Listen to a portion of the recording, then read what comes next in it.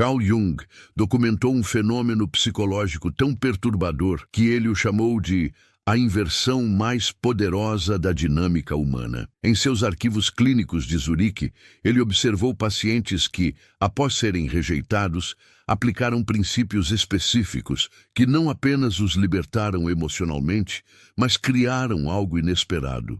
Aqueles que os rejeitaram começaram a implorar para voltar. O que Jung descobriu não era manipulação, mas uma transformação psicológica tão profunda que alterava completamente a dinâmica do poder relacional. Hoje, vou revelar as 5 atitudes que Jung identificou e que fazem quem te rejeitou sentir uma atração magnética incontrolável para voltar. Não por truques, mas por uma mudança fundamental em quem você se torna. Se você já foi rejeitado e sentiu aquele vazio sufocante, aquela sensação de que não é suficiente, Jung diria que você está prestes a descobrir algo revolucionário. A rejeição não é o fim da história, é o início de uma transformação que pode inverter completamente a situação, mas apenas se você entender a psicologia profunda por trás disso. Antes de começarmos, se você busca entender os padrões psicológicos que Jung dedicou sua vida a estudar, inscreva-se neste canal onde exploramos os insights mais profundos sobre a mente humana e a transformação pessoal. Atitude 1. A retirada completa da energia emocional. Jung começou a documentar esse padrão quando uma paciente chegou ao seu consultório em 1920, devastada após ser deixada por seu parceiro de 5 anos. Ela havia passado meses implorando, chorando, tentando reconquistar a pessoa. Nada funcionava. Quanto mais ela buscava, mais ele se afastava.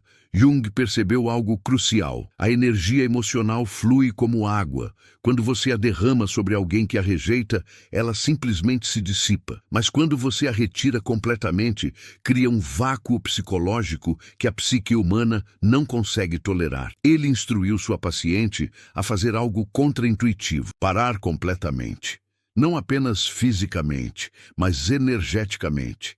Sem mensagens, sem checagens nas redes sociais, sem perguntas através de amigos em comum. Mais importante, sem alimentar mentalmente a conexão. Jung chamou isso de retirada energética total, um princípio que ele observou em múltiplos casos como sendo devastadoramente eficaz. Aqui está o que acontece psicologicamente quando você se retira completamente. A pessoa que te rejeitou operava sob uma suposição inconsciente, que você sempre estaria disponível, sempre esperando, sempre querendo. Essa certeza permitia que ela mantivesse você como uma opção em sua mente, algo para voltar quando quisesse. Jung escreveu: o ser humano só valoriza aquilo que pode perder. Enquanto você permanece disponível emocionalmente, você não pode ser perdido. A retirada completa quebra essa ilusão de disponibilidade permanente. De repente,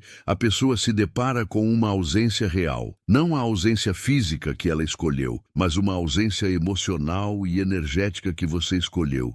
E isso cria o que Jung chamou de fome psicoafetiva. A mente humana é programada para buscar o que se afasta. É um mecanismo de sobrevivência primitivo. Quando algo que sempre esteve disponível desaparece, o cérebro interpreta isso como uma perda e ativa circuitos de busca intensos. Jung observou que seus pacientes que aplicavam a retirada completa começavam a receber mensagens das pessoas que os rejeitaram dentro de semanas, mas essas mensagens não vinham de um lugar de amor genuíno inicialmente. Vinham da necessidade de restaurar o equilíbrio psicológico, de confirmar que ainda tinham acesso à energia que antes estava disponível. Aqui está a parte crucial que Jung enfatizou: você não responde, porque a retirada não é uma tática, é uma transformação real de quem você é. A verdadeira retirada energética acontece quando você para de esperar, quando você para de verificar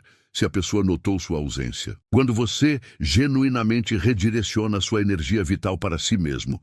Jung chamou isso de recolhimento da projeção, o momento em que você para de projetar seu valor, sua felicidade e seu senso de completude sobre outra pessoa e começa a encontrá-los dentro de si mesmo. Seus pacientes relatavam algo fascinante. Nas primeiras semanas, a retirada era agonizante. Cada fibra de seu ser queria alcançar, verificar, manter a conexão. Mas Jung os guiava através do que ele chamou de morte psicológica do antigo eu, a versão de você que precisava da validação do outro para se sentir inteira. À medida que essa versão morria, algo novo emergia, uma pessoa enraizada em seu próprio centro, não no centro de outra pessoa.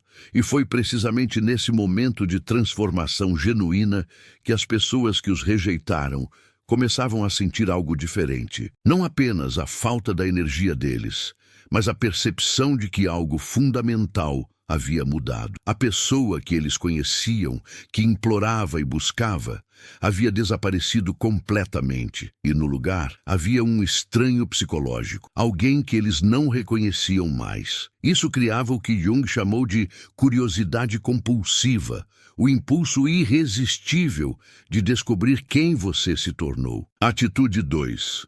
A elevação radical da própria existência. Jung descobriu que a retirada energética, embora poderosa, era apenas o primeiro passo. O segundo era ainda mais transformador, a elevação radical de sua própria existência.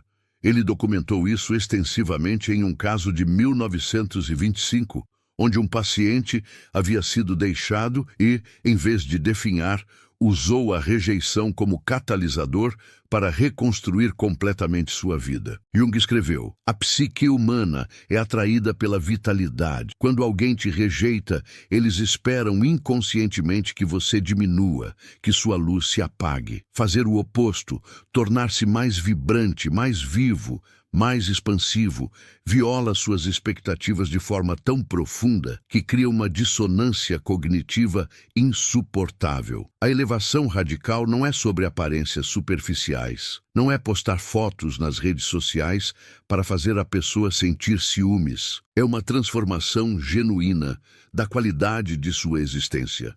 Jung identificou 3 dimensões dessa elevação: física, intelectual e espiritual. Na dimensão física, você começa a tratar seu corpo como um templo sagrado, não por vaidade, mas por respeito próprio. Você se exercita não para impressionar alguém, mas porque a energia física gera energia psíquica. Jung observou que pacientes que começavam rotinas de exercícios intensos após rejeições desenvolviam uma presença física diferente, uma espécie de magnetismo que vinha da vitalidade genuína, não da busca por aprovação. Na dimensão intelectual, você expande sua mente. Você lê, aprende novas habilidades, mergulha em projetos que sempre adiou. Jung chamou isso de individuação acelerada, o processo de se tornar quem você realmente é quando não está mais definido pelo olhar de outra pessoa. Ele notou que pacientes que se dedicavam intensamente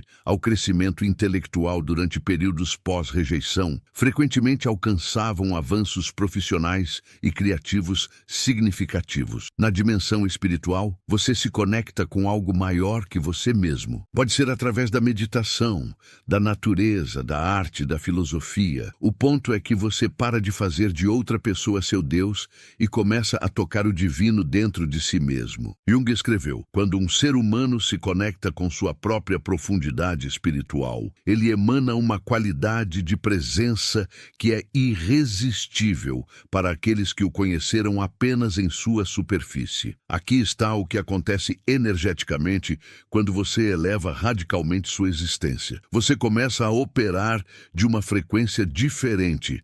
As pessoas ao seu redor notam. Você não está mais em modo de sobrevivência, não está mais carregando a energia pesada da rejeição. Você está vibrando com propósito, com paixão, com vida. E essa mudança de frequência é sentida, mesmo à distância, pela pessoa que te rejeitou. Jung documentou algo fascinante. Em múltiplos casos, a pessoa que havia rejeitado seu paciente começava a ouvir através de terceiros sobre suas transformações. E cada relato criava o que Jung chamou de ferida narcísica reversa. A pessoa que te rejeitou operava consciente ou inconscientemente sob a crença de que você precisava dela para ser completo. Ver você prosperar sem ela, ver você se tornar mais radiante em sua ausência, ataca essa crença fundamental. De repente, a narrativa delas colapsa. Elas esperavam que você sofresse, que você provasse que elas eram indispensáveis, mas você fez o oposto. Você provou que a rejeição delas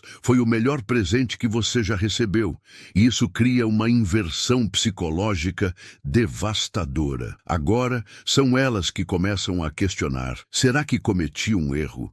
Será que não vi o valor real dessa pessoa? Será que perdi algo precioso? Jung enfatizou que essa elevação deve ser genuína. Se você está fazendo isso apenas para fazer a pessoa voltar, ela sentirá a falsidade. Mas se você está fazendo isso porque finalmente se deu permissão para se tornar quem sempre poderia ter sido, essa autenticidade irradia. E a ironia é que quanto menos você faz isso para eles, mais poderoso é o efeito sobre eles. Seus pacientes relatavam que durante essa fase de elevação radical, algo mágico acontecia. Eles paravam de se importar se a pessoa voltaria ou não. A própria jornada de transformação se tornava tão satisfatória que o resultado se tornava secundário. E Jung observou que era precisamente nesse ponto de desapego genuíno que as pessoas começavam a retornar, desesperadas para reconectar. Atitude 3. O cultivo da indiferença autêntica.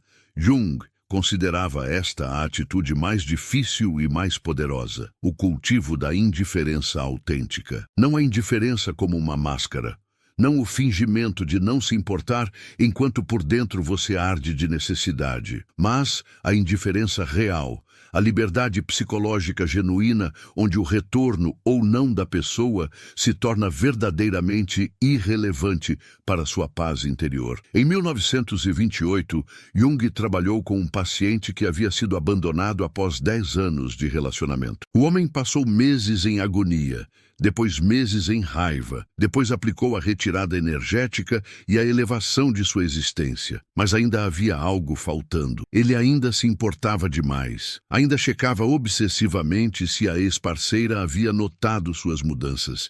E Jung percebeu: a indiferença forçada ainda é uma forma de apego. É o ego tentando controlar o resultado. A verdadeira indiferença emerge apenas quando você integra completamente a lição que a rejeição trouxe. Jung desenvolveu o que chamou de processo de neutralização afetiva. Ele guiava seus pacientes através de um trabalho profundo, onde eles confrontavam não apenas a dor da rejeição, mas os padrões psicológicos que os levaram a investir tanto de si mesmos em outra pessoa. Ele os fazia questionar: por que você precisava tanto dessa pessoa? Que vazio em você estava tentando preencher através dela? Que parte de você ainda não havia sido desenvolvida? À medida que seus pacientes exploravam essas questões, algo profundo acontecia. Eles percebiam que a pessoa que os rejeitou era apenas um símbolo, um catalisador. O verdadeiro trabalho não era reconquistá-la,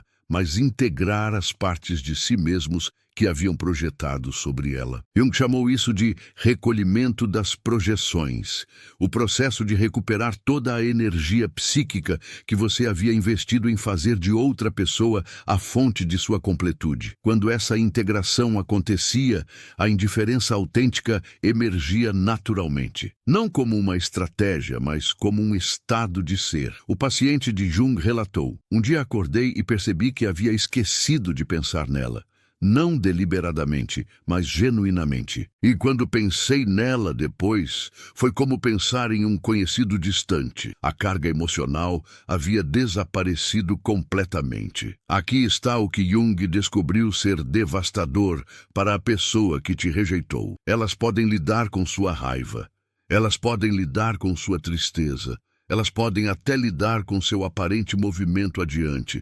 mas elas não conseguem lidar com sua indiferença genuína. Porque a indiferença autêntica comunica algo irreversível. Você não tem mais poder sobre mim. Você não é mais o centro do meu universo emocional. Você se tornou psicologicamente irrelevante. Jung observou que quando seus pacientes alcançavam esse estado de indiferença autêntica, algo consistente acontecia. A pessoa que os rejeitou intensificava dramaticamente seus esforços para reconectar. Mensagens que antes eram esporádicas se tornavam frequentes e desesperadas. Tentativas de encontros casuais começavam a acontecer, e o tom mudava completamente, de superioridade para vulnerabilidade, de rejeição para súplica. Mas aqui está a reviravolta que Jung enfatizava. Nesse ponto, seus pacientes frequentemente não queriam mais a pessoa de volta. A transformação que haviam passado os havia tornado fundamentalmente diferentes. A pessoa que desejava aquele relacionamento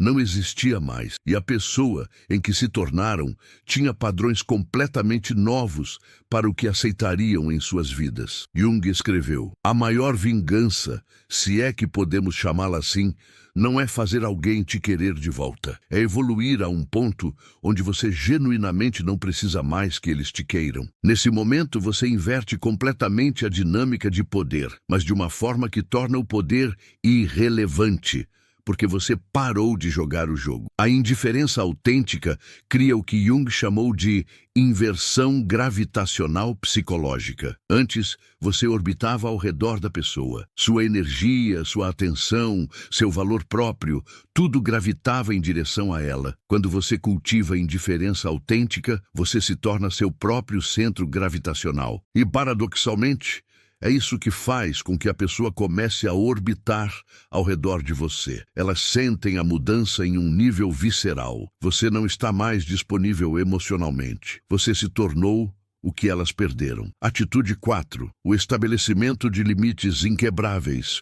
Jung descobriu que mesmo quando pessoas retornavam implorando para voltar, a dinâmica só mudava verdadeiramente se seus pacientes estabeleciam limites inquebráveis. Ele documentou casos onde pessoas voltaram, fizeram promessas, e seus pacientes, em um momento de fraqueza emocional, aceitaram de volta sem condições claras. Inevitavelmente, os padrões antigos ressurgiam. Em 1932, Jung trabalhou com uma paciente que havia passado por toda a transformação, a retirada energética, a elevação de sua existência, até a indiferença autêntica. Quando o homem que a havia rejeitado voltou implorando, ela estava em um ponto de força genuína, mas Jung a aconselhou: força sem limites é vulnerabilidade disfarçada. Se você permite que ele retorne nos mesmos termos que antes, você ensina a ele que rejeitar você não tem consequências, e o padrão se repetirá. Limites inquebráveis significam que você não apenas sabe seu valor, mas o protege ferozmente. Jung identificou 3 tipos de limites essenciais que seus pacientes precisavam estabelecer. Primeiro, limites emocionais. Você não é mais o depositário para os problemas emocionais da outra pessoa. Você não é mais o terapeuta deles, o validador constante, o absorvedor de suas projeções de sombra. Jung ensinou seus pacientes a dizer: "Eu posso ter compaixão por sua jornada, mas não sou mais responsável por gerenciar suas emoções." Segundo, limites comportamentais. Se a pessoa te rejeitou uma vez e quer voltar, ela precisa demonstrar mudança real, não apenas palavras.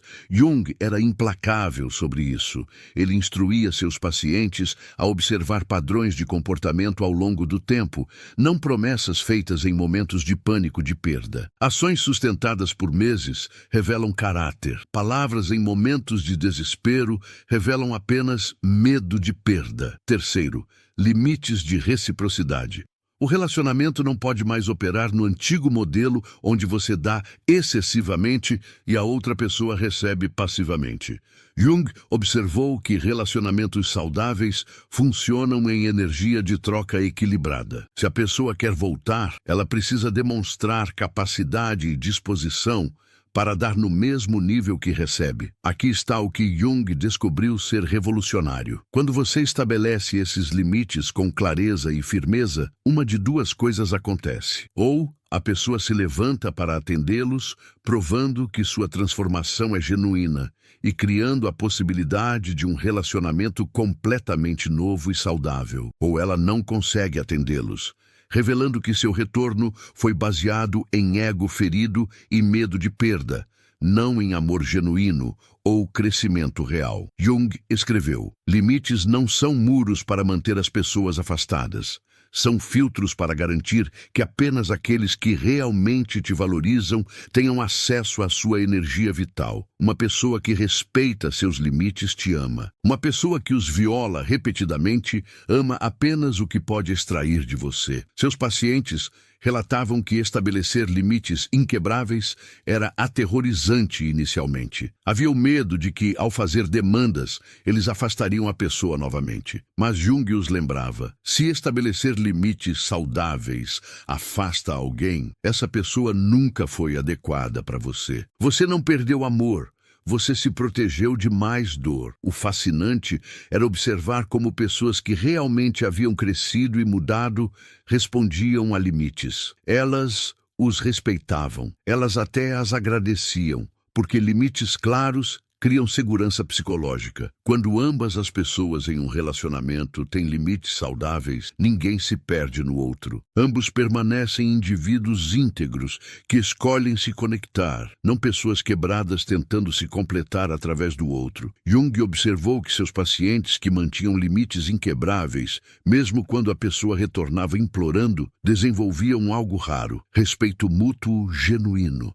A dinâmica de poder desigual que havia existido antes, onde um rejeitava e o outro implorava, dissolvia-se completamente. No lugar emergia um relacionamento entre iguais. Se o relacionamento continuasse, ou uma separação limpa e respeitosa se a pessoa não pudesse atender aos novos padrões. Atitude 5. A incorporação da completude individual. A quinta e mais profunda atitude que Jung identificou era o que ele chamou de individuação através da rejeição. O processo de se tornar psicologicamente completo como indivíduo, independente de qualquer relacionamento. Ele considerava isso não apenas a atitude mais poderosa, mas a mais essencial para a transformação humana genuína. Jung trabalhava com pacientes que haviam aplicado as 4 atitudes anteriores e ainda sentiam que algo estava faltando. Eles haviam se retirado energeticamente,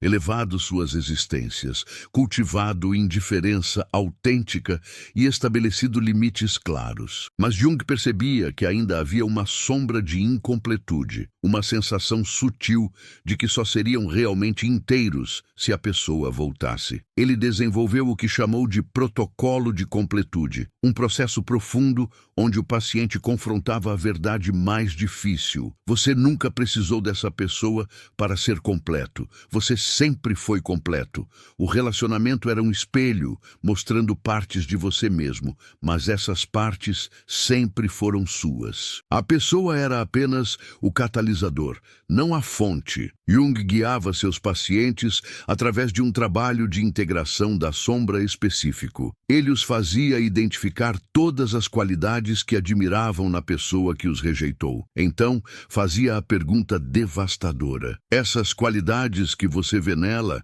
elas existem em você de forma latente? Você projetou aspectos não desenvolvidos de si mesmo sobre ela? À medida que os pacientes exploravam isso, descobriam algo revolucionário. As qualidades que os atraíam na outra pessoa: confiança, paixão, liberdade, criatividade, eram qualidades que eles mesmos possuíam, mas haviam reprimido ou não desenvolvido completamente. O relacionamento havia sido um espelho, mostrando seu próprio potencial não realizado. Jung os instruía a começar a desenvolver essas qualidades internamente. Se você admirava a confiança dela, desenvolva sua própria confiança. Se você amava a paixão dele, cultive sua própria paixão. Se você desejava a liberdade dela, crie sua própria liberdade. O trabalho era recuperar todas as projeções e integrá-las como aspectos desenvolvidos de seu próprio ser. Quando essa integração acontecia, algo profundo se transformava. O paciente parava de sentir falta da pessoa como um buraco em sua existência. Eles sentiam falta talvez da companhia, das memórias compartilhadas, mas não da pessoa como uma necessidade psicológica. Jung chamou isso de amor sem apego neurótico.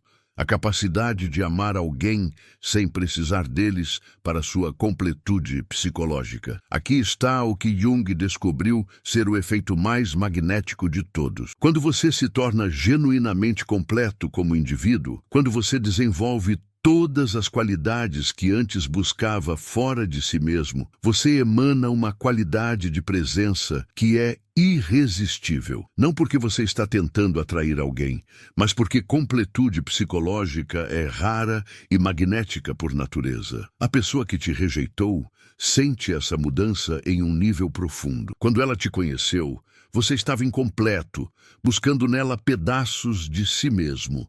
Agora você é inteiro, e essa inteireza cria o que Jung chamou de atração arquetípica. Em um nível inconsciente, todos os seres humanos são atraídos pela completude, porque ela reflete o que desejam se tornar. Jung observou em múltiplos casos que quando seus pacientes alcançavam esse estado de completude individual, a pessoa que os havia rejeitado não apenas voltava, mas voltava transformada. Porque estar na presença de alguém psicologicamente completo força você a confrontar sua própria incompletude. Ou você cresce para se igualar a essa completude, ou você se afasta porque o espelho é desconfortável demais. Seus pacientes relatavam algo fascinante nesse estágio. Quando a pessoa retornava, eles podiam avaliar a situação de um lugar de clareza total. Não havia nevoeiro emocional, não havia necessidade desesperada. Eles podiam perguntar a si mesmos honestamente: essa pessoa adiciona valor genuíno à minha vida completa? Ou eu estaria aceitando-a de volta por hábito, por ego, por medo de solidão? Jung enfatizava que a completude individual não significa que você nunca deseje companhia ou conexão. Significa que você deseja essas coisas de um lugar de abundância, não de escassez.